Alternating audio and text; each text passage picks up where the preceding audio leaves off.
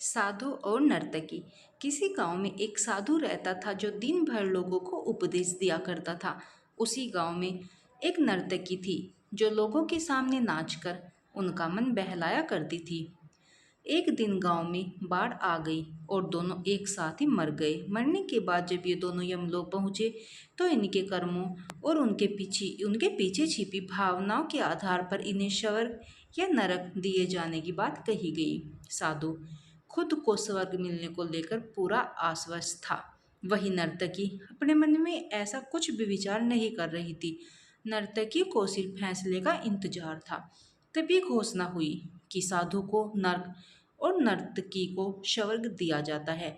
इस फैसले को सुनकर साधु गुस्से से यमराज पर चिल्लाया और क्रोधित होकर बोला, यह कैसा न्याय है महाराज। मैं जीवन भर लोगों को उपदेश देता रहा और मुझे नर्क नसीब हुआ, जबकि यह स्त्री जीवन भर लोगों को रिझाने के लिए नाचती रही और इसे स्वर्ग दिया जा रहा है, ऐसा क्यों।